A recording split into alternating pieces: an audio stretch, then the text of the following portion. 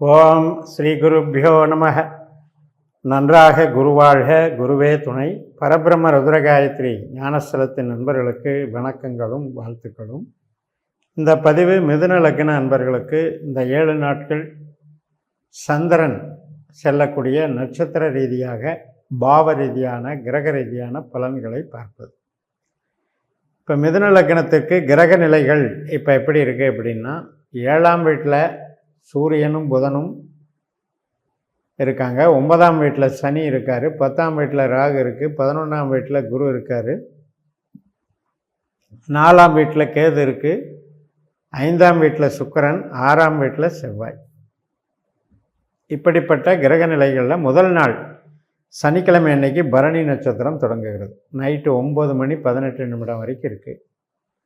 நம்முடைய லக்னத்துக்கு லாபஸ்தானத்தில் சந்திரன் சுக்கிரனுடைய நட்சத்திரத்தில் போகிறதுனால இன்றைய பலாபலன்களை சுக்கிரன் நமக்கு வழங்குகிறார்.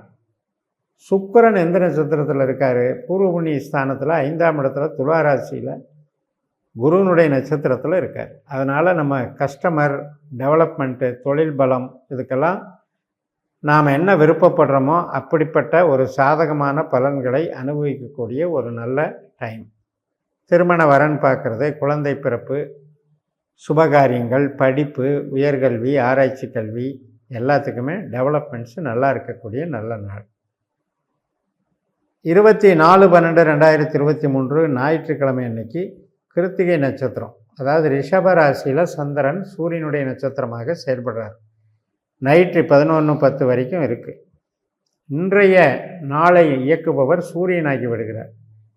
அப்போ அவர் 7ஆம் வீட்டில் புதனோட சேர்ந்து கேது நட்சத்திரத்தில் இருக்கிறதுனால, கேது 4ஆம் வீட்டில் இருக்கிறதுனால வேலை, கான்ட்ராக்டு மற்றும் சர்வீஸ் சம்மந்தப்பட்ட அத்தனை தொழில் பலத்தையும் நல்லா இருக்கும், டெவலப்மெண்ட்டை கொடுக்கும். 4ஆம் இடம் என்பது வீடு, கட்டுமானத்துறை, வியாபாரம், அனைத்து விதமான உற்பத்தி சார்ந்த தொழில்களுக்கு சாதகம், மருத்துவத்துக்கும் சாதகம். இப்போ நமக்கு மிதுனத்துக்கு லாபஸ்தானத்தில் குரு இருக்கார், அவரும் கேது நட்சத்திரத்தில் இருக்கார். 7ஆம் வீட்டில் சூரியன் புதன் இருக்காங்க. இதெல்லாம் கேதுவனுடைய தொடர்பில் இருக்கிறதுனால இந்த சூரியனுடைய பலனோடு இவங்கெல்லாம் சேர்ந்து நமக்கு பலன் தர்றாங்கன்னு அர்த்தம். நன்மைகளை கொடுக்கக்கூடிய நல்ல நாள். உறவினர் வருகை, உறவினர் சார்ந்த நன்மைகள் மற்றும் ஒரு வீட்டுக்கு தேவையான பொருள் வாங்கிறது, இதுக்கெல்லாம் கூட சந்தோஷமாக இருக்கும். 25/12/2023 திங்கட்கிழமை அன்னைக்கு ரோகிணி நட்சத்திரம். இப்போ சந்திரன் விரயஸ்தானத்தில் தன்னுடைய சொந்த நட்சத்திரத்தில் இருக்கார். அப்போ 12ஆம் பாவத்தில் செலவு ஸ்தானத்தில் அதுவும் ஆதிக்கம் அதிகமாக இருக்குது. அப்படிங்கும்போது உச்சம் பெற்று காணப்படும்போது ஏதாவது ஒரு செலவு அன்னைக்கு பண்ணிடலாம். வீட்டுக்கு தேவையான விரயங்களை பண்ணிடலாம். அது குழந்தைகள் சம்மந்தப்பட்டதோ, மனைவி கணவன் மனைவி சம்மந்தப்பட்டதோ, ஏதோ ஒரு செலவுகளை பண்ணிடலாம். அப்படி இல்லை அப்படிங்கும்போது ஏதாவது ஒரு பிரயாணத்துக்கு அங்கே வாய்ப்பை கொடுக்கும். திடீர் பிரயாணம், வெளிநாட்டு வேலைக்கெல்லாம் சாதகமாக இருக்குது. அப்போ தொழிலுக்கெல்லாம் நன்மைகளை தரும். அதே நேரத்தில் 12ஆம் இடம் என்பது கொஞ்சம் ஹெல்த் இஷ்யூஸில் இருக்கிற பிரச்சனையை காட்டுது. அது கணவனுக்கும் மனைவிக்கும் வரக்கூடிய ஆஸ்பத்திரி செலவாக கூட இருக்கலாம். ஸோ அதில் மட்டும் கொஞ்சம் பார்த்துக்கணும். 26/12/2023 மிருகஸ்ரீஷ நட்சத்திரம். காலையில் 9:56 வரைக்கும் நமக்கு ரிஷப ராசியில் இருக்கக்கூடிய மிருகஸ்ரீஷமாக இருக்கக்கூடிய சந்திரன் அதற்கு மேலே மிதுன ராசிக்கு மாறி நைட்டு 10:20 வரைக்கும் செவ்வாய் போல் செயல்படுகிறார். செவ்வாய் கேட்டை நட்சத்திரத்தில் 6ஆம் வீட்டில் இருக்குது. 6ஆம் அதிபதி 6ஆம் வீட்டில் புதனுடைய நட்சத்திரத்தில் இருக்குது. புதன் நமக்கு 7ஆம் வீட்டில் இருக்குது. ஏற்கனவே ராகு 10ஆம் வீட்டில் புதனுடைய நட்சத்திரத்தில் இருக்காங்க. இந்த ராகுவுக்கும் செவ்வாய்க்கும் ஒரு அண்டர்ஸ்டாண்டிங் ஏற்படுது.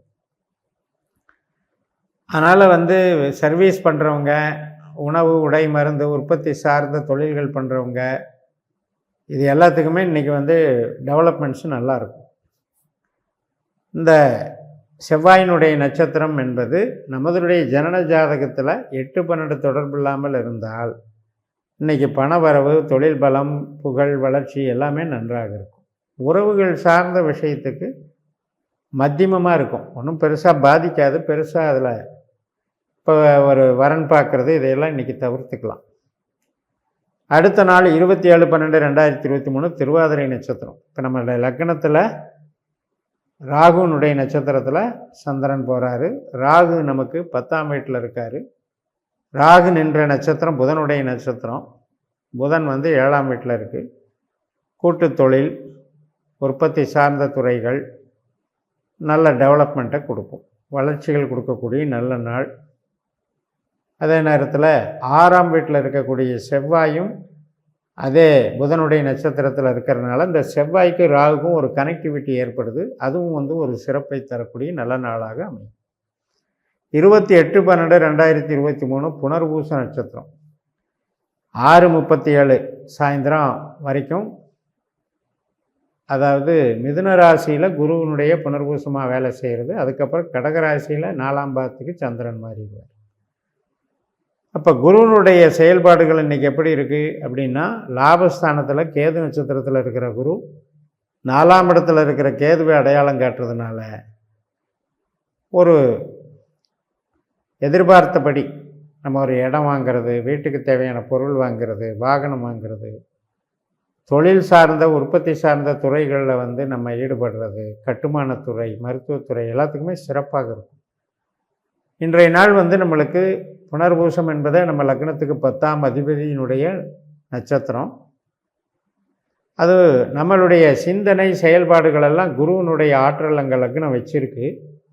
அப்பேற்பட்ட குரு வந்து நமக்கு லாபஸ்தானத்தில் கேது மாதிரி இயங்குறார். கேது 4ஆம் இடத்துல இருக்கிறதுனால தொழில் சார்ந்த நன்மைகளை தருவதற்கு நல்ல நாளாக அமைகிறது.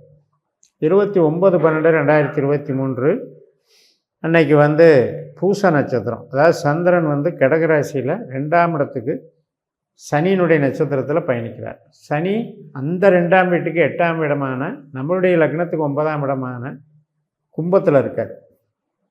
அப்போ இன்றைக்கி வந்து சேமிப்பு பெருசாக எதிர்பார்க்க முடியாது. சேமிப்பு கரையும், ஆனால் மகிழ்ச்சி நல்லாயிருக்கும், உறவுகள் நல்லாயிருக்கும். இப்போ சனி ராகு மாதிரி செயல்படுறதுனால ஒரு பெரியவர்களுடைய அனுக்கிரகம், ஆசீர்வாதம், குடும்ப கோயில் போயிட்டு வர்றது, பூர்வீக சம்மந்தப்பட்ட ஒரு ஆதாயம், இதெல்லாம் நம்ம எதிர்பார்க்கலாம். ஒரு ஆராய்ச்சி கல்வியில் இருக்கவங்களுக்கெல்லாம் இன்றைக்கி சிறப்பாக இருக்கும். மார்க்கெட்டிங், மேனேஜ்மெண்ட்டு இது மாதிரி இதில் இருக்கவங்க அவங்களுடைய திறமைகளை வெளிப்படுத்தக்கூடிய நல்ல நாளாக இதை பயன்படுத்தலாம். ஆனால் நம்ம இன்வெஸ்ட்மெண்ட் பண்ணுறவங்க அல்லது பணம் போட்டு பணம் பண்ணுறதுக்கு இன்றைக்கி அவ்வளவு சரி வராது.